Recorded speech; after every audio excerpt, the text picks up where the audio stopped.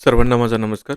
एक बेसिक असा डाऊट येत होता मुलांचा, की इथून पुढे आता वेळ कमी उरला आहे. तुम्ही म्हणता, की मार्च एंडला किंवा एप्रिलच्या पहिल्या हप्त्यात तुमचा नवी मुंबई महानगरपालिका सहाय्यक आयुक्तचा पेपर होऊ शकतो. मग वेळ पुरेल का अभ्यासाला? तर 15 दिवसांचा प्लॅन मी तुम्हाला देतो. आय होप की तुम्ही 19 तारखेला तुम्ही सुरुवात कराल. आज 17 तारीख आहे. मी हा व्हिडिओ रेकॉर्ड करतोय. 17, 18, 19 हे 3 दिवस आहे तुमच्याकडं प्रिपरेशन स्टार्ट करण्यासाठी. आपण इथे 19 तारीख पकडलेली आहे. ठीक आहे. 19 तारखेला तुम्हाला ट्री कन्झर्वेशन ॲक्ट तुमचा संपूर्ण संपवायचा आहे. त्याच्यामध्ये फक्त 22 सेक्शन आहे. ती बेर ॲक्टची पी-डी-एफ जर तुम्ही बघितली, तर ती जवळपास एक 25-30 पानाच्या आसपास काहीतरी आहे.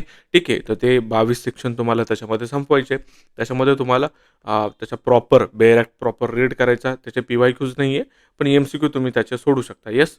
तर एम-सी-क्यूची आपली टेस्ट आहे, आपली बॅचसुद्धा आहे. ट्री कन्झर्वेशन ॲक्टचं तुम्ही आपलं डेमो लेक्चरसुद्धा बघू शकता. आपली बॅचसुद्धा याची आहे. ठीक आहे. एम-आर-टी-पी ॲक्टमध्ये सेक्शन कमी, फार छोटंसं म्हणजे एक 7-8 पानांचा तो विषय आहे तुमचा. एका दिवसामध्ये म्हणजे 19 आणि 20ला तुमचे 2 टॉपिक संपतात. त्याच्यावरती तुम्ही पी-वाय-क्यूसुद्धा पी-वाय-क्यू नाही त्याची एम-सी-क्यू प्रॅक्टिस करायला पाहिजे. ठीक आहे. पुढे तुमचा Maharashtra civil services, general condition of service rules 1981 आणि पुढे तुमचा 1979चा हा रूल आहे. हे 2 रूल थोडेसे तुमचे किचकट स्वरूपाचे आहे.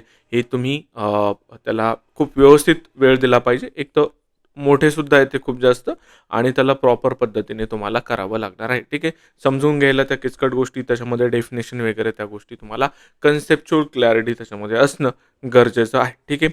1981चे जे तुमचे रूल आहेत आणि 1979चे जे तुमचे रूल आहे, याच्यासाठी आपण 3 दिवसांचा वेळ दिला आहे. 21 आणि 22 तसेच 23 फेब्रुवारी ह्या 3 दिवसांमध्ये तुम्हाला हे 2 टॉपिक संपवावे लागतील. तरच गोष्टी प्रॉपरली वर्कआउट होणार आहे. पुढे तुमचे 2 सोपे ॲक्ट आहे.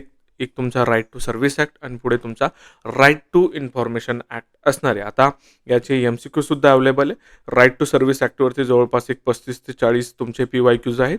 तर ते आपल्या जो आपला प्रायव्हेट ग्रुप आहे, आपला बॅचमध्ये मी ते प्रोव्हाईड करेल. अजून केलं नाही. 17 तारखेला हा व्हिडिओ रेकॉर्ड करतोय. पुढच्या अर्धा 1 तासामध्ये ते मी बॅचच्या विद्यार्थ्यांना देणार आहे आणि आर-टी-आयचे तुमचे 100+ पी-वाय-क्यूज आहेत. ते सुद्धा आपण आपल्या लेक्चरमध्ये खूप प्रॉपर पद्धतीने कव्हर केलेले आहे. त्याची एम-सी-क्यू टेस्टसुद्धा आपण घेतली, वर्कबुकसुद्धा आपण घेतलेले आहे. तर ह्या बाबी तुम्हाला करायच्या आहे. याचे ॲटलीस्ट तुम्हाला पी-वाय-क्यू करायचे जर तुम्ही बॅच वगैरे घेत नसाल तर. आणि बेअर ॲक्ट हे तुम्हाला इंग्रजीमधले रेफर करायचे. मराठीमधले तुम्ही वाय-सी-एम-यूचे जर बेअर ॲक्ट रेफर करत असाल तर त्याच्यामध्ये फक्त तुम्हाला 1979चा जो रूल आहे तो तुम्हाला मराठीचा बेअर ॲक्ट आहे त्याची पण 2016ची लेटेस्ट पी-डी-एफ आहे ती वाचायची. बाकीचं तुम्हाला इंग्लिश पी-डी-एफ वाचायच्या. का? कारण की त्या लेटेस्ट अपडेटेड आहे. मराठीमध्ये खूप जास्त चुका त्यांनी करून ठेवलेल्या आहे. फॉर एक्झाम्पल ट्री कन्झर्वेशन ॲक्टचं जर तुम्ही मराठीमधली पी-डी-एफ जर डाउनलोड केली, तर तुम्हाला असं जाणवेल की त्याच्या डेफिनेशनमध्येच सी झालं, डी झालं. सीमध्ये आपण झाड तोडणं, सी फॉर कट असं आपण आपल्या लेक्चरमध्ये सांगितलं. पण मराठीची पी-डी-एफ जर तुम्ही डाउनलोड केली तर त्याच्यामध्ये भलत्याच गोष्टी त्यांनी सांगितलेल्या आहे. ठीक आहे. पुढे ईमध्ये आपण इधिकारी म्हणजे अधिकारी असं बघितलेलं आहे. तुम्ही आपलं डेमो लेक्चर बघा, त्याच्यावरून तुम्हाला कळेल, अंदाज लागेल. ठीक आहे. पुढे तुमचं सॉलिड वेस्ट मॅनेजमेंट रूल्स आहेत. तर ठीक आहे, बऱ्यापैकी आहे ते म्हणजे मोठा चॅप्टर आहे, पण तो तुम्हाला एका दिवसामध्ये कव्हर करायचा आहे. ठीक आहे. होऊ शकतो का? होऊ शकतो. आपण आपल्या बॅचमध्ये ह्या गोष्टी तुमच्याकडून करवून घेतलेल्या आहे. ठीक आहे.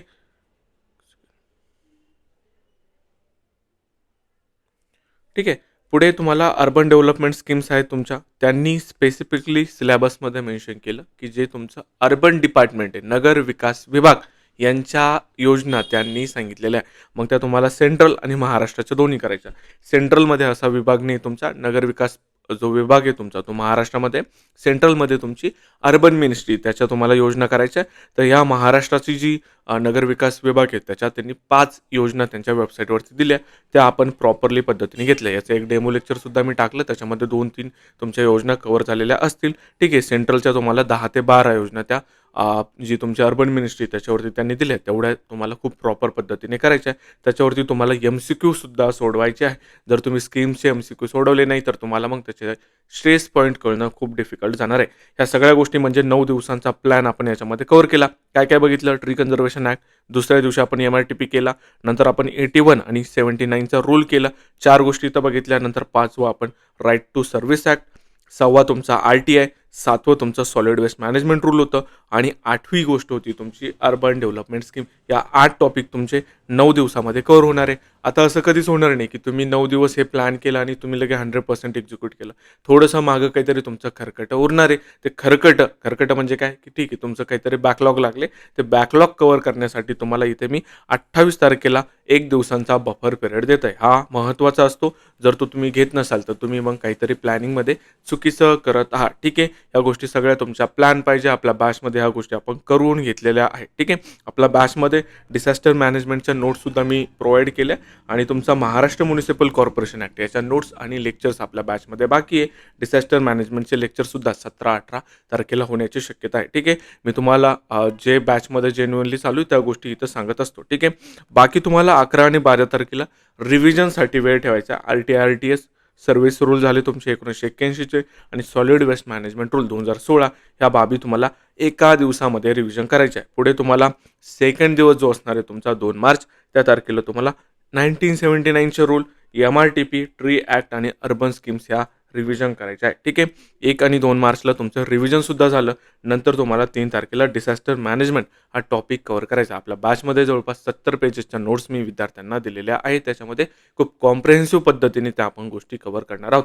याचं PYQचं सेशनसुद्धा जर मला आज जमलं, तर मी तुम्हाला एक ॲटलिस्ट डिझास्टर मॅनेजमेंटवरती यांनी सरळ सेवेला कसे प्रश्न विचारले ते तुम्हाला दाखवून देईल. ठीक आहे. पुढे महाराष्ट्र म्युनिसिपल कॉर्पोरेशन ॲक्ट आहे. खूप किचकट स्वरूपाचा, मोठ्या स्वरूपाचा आहे आणि काय होतं ना, भरपूर वेळेस यूट्यूबवरती किंवा इतर ठिकाणी लोकं बॅच विकायच्या नादामध्ये विद्यार्थ्यांमध्ये एक भीती घालतात, की 1000-1500 पानाचं याचं पुस्तक आहे. तर बिलीव्ह मी याची बेअरॅक्टची जर PDF बघितली तर 350-400 पेजेसच्या आसपास आहे इंग्लिशवाली आणि त्याच्यामधले हार्डली 100 ते 150 पानं तुमचे महत्त्वाचे. तुम्हाला पूर्ण line to line, word to word पाठ करणं अपेक्षित नसतं. एक्झाममध्ये काय येणार आहे ह्या गोष्टी तुम्हाला कळायला पाहिजे. जर तुम्हाला कोणी मिसगाईड करत असेल तर निश्चितपणे ते चुकीचं आहे आणि ही बाब तुम्हाला ओळखता आली पाहिजे. ठीक आहे. तर तुम्हाला 4 मार्चला तुमचा महाराष्ट्र म्युनिसिपल कॉर्पोरेशन ॲक्टसुद्धा संपवायचा आहे. तो एका दिवसात संपणार नाही. त्याला 1 किंवा 2 आपण तसे 3 दिवस इथं दिले. 16 दिवसांचा प्लॅन तुमचा इथं प्रॉपरली बनतो. महाराष्ट्र म्युनिसिपल कॉर्पोरेशन ॲक्ट जर तुम्ही 3 दिवसामध्ये संपवला किंवा 2 दिवसामध्ये जर संपवला, तर तुम्ही 15 ते 16 दिवसामध्ये हा प्लॅन आपण बफर पण ठेवला त्याच्यामध्ये रिव्हिजनसाठी 2 दिवससुद्धा ठेवले आणि इथून पुढे तुम्ही 1 दिवस जरी दिला, तरी कोणाला म्युनिसिपल कॉर्पोरेशन ॲक्ट आणि तुमचा डिझास्टर मॅनेजमेंट रिव्हिजन करायला, तर 17 ते 18 दिवसामध्ये तुम्ही सगळं कव्हर करता. एक गोष्ट विसरायची नाही आहे, तुम्हाला डेली बेसिसवरती त्याचे MCQ प्रॅक्टिस करायचे आहे. ठीक आहे. कसे MCQ प्रॅक्टिस कराल आता MCQ तुम्हाला एक तर बॅच घ्यावा लागेल किंवा मग ठीक आहे, बाकी तुमच्या पद्धतीने बघा, की तुम्ही MCQ कसे प्रॅक्टिस करणार आहे, हे बॅचच्या विद्यार्थ्यांसाठी मी इथे सांगत आहे. ठीक आहे. आपल्या बॅचबद्दल जर तुम्हाला डिटेल्स पाहिजे असेल, तर सगळ्यात पहिले तुम्ही डेमो लेक्चर बघायचं. ट्री कन्झर्वेशन ॲक्टचं कुणाचंही बघा, बाकीचे पण डेमो लेक्चर बघा. तर डेमो लेक्चर बघा, त्याच्यानंतर तुम्ही ठरवा बॅच घ्यायची नाही घ्यायची. तुम्हाला गोष्टी सोप्या करून भेटताय का, तरच तुम्ही बॅच घ्यायला पाहिजे. जर स्वतःहून करत असाल, तर स्वतःहून केलेलं सुद्धा उत्तम आहे. त्याच्यामध्ये काहीही अडचण नाही. पुढे मला काही गोष्टी डिस्कस करायच्या आहे. मराठी झालं तुमचं, इंग्रजी झालं, रिझनिंग झालं आणि GK-GS. ठीक आहे. तर ह्या मराठी आणि इंग्लिशसाठी आय विल सजेस्ट दॅट की आता तुम्ही क्लास करत बसू नका. याच्यासाठी काही फ्री रिसोर्सेस आहे. मराठीसाठी तुम्हाला अनिकेत पाटील सर जे आहेत आपल्या आशा अकॅडमीचे, तर त्यांचं मराठीची प्लेलिस्ट आहे संपूर्ण फ्रीमध्ये आहे ती. ती रिफर करा. त्याच्यामधून सिलेक्टेड टॉपिक करा. मी काल बॅचमधील विद्यार्थ्यांना सांगितलं की रिव्हर्स इंजिनिअरिंग करा. म्हणजे काय, PYQ बघा, सरळ सेवेमध्ये आलेले. आपलं चॅनल आहे द अकॅडमीचं. ठीक आहे.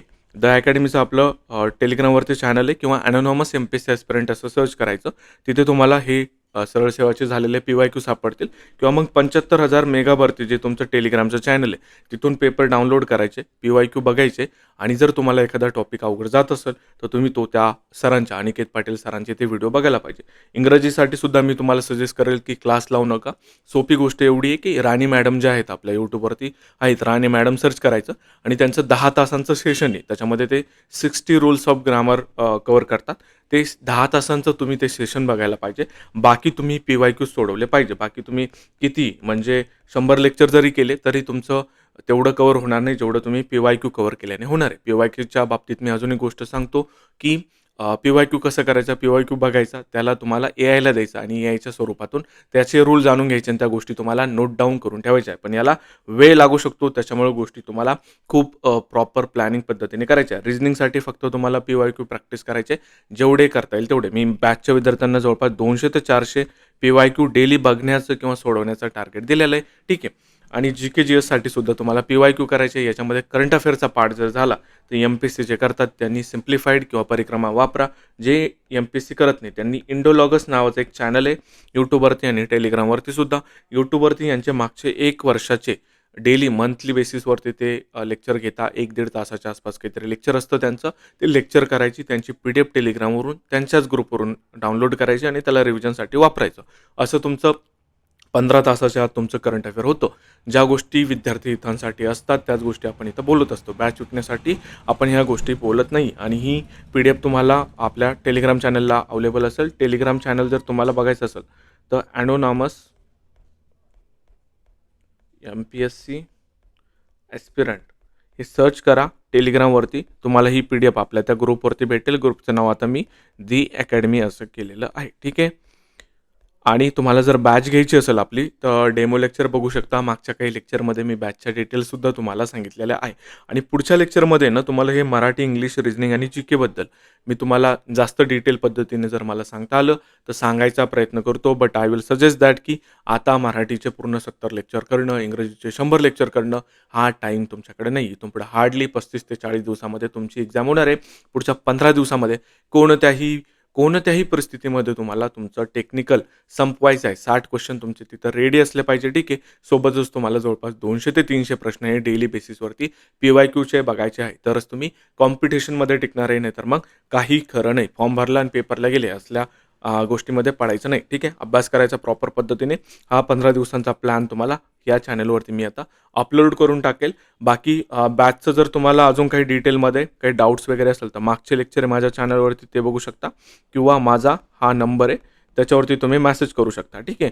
आता तुमची 19 फेब्रुवारीला छत्रपती शिवाजी महाराजांची जयंती, त्या अनुषंगाने आपण 17, 18 आणि 19 तारखेला ऑफर ठेवलेली. ठीक आहे. आपली जी मूळ फीज आहे त्याच्या 50% आपण फीज ठेवलेली. तर तुम्ही त्या अनुषंगाने बघू शकता. डिटेल्ससाठी तुम्हाला @current073 हा माझा टेलिग्राम ID आहे. याच्यावरती तुम्ही मेसेज करा. तुम्हाला बॅचच्या सगळ्या डिटेल्स भेटतील. आपण लेक्चर कोणत्या पद्धतीने घेतो हे तुम्हाला फीडबॅकच्या स्वरूपात कळलं असेल किंवा मग तुम्ही आपलं ते ट्री कन्झर्वेशन ॲक्टचं लेक्चर बघा. त्या स्वरूपामध्ये आपण गोष्टी घेतलेल्या आहेत. ठीक आहे. तर भेटू. मला जर जमलं तर मी हे मराठी, इंग्लिश आणि रिझनिंग GK-GS हे प्रॉपर पद्धतीने तुम्हाला कसं करायचं, कोणते टॉपिक करायचे ते अजून जर डिटेल मला सांगता आलं तर ते सांगायचा प्रयत्न करतो. आजच त्याचं सेशन जर अपलोड करता आलं तर करेल. ठीक आहे. बाकी बघा. भेटू पुढच्या लेक्चरमध्ये. तोपर्यंत बाय. हा माझा नंबर आहे आणि हा माझा टेलिग्राम ID आहे. ठीक आहे.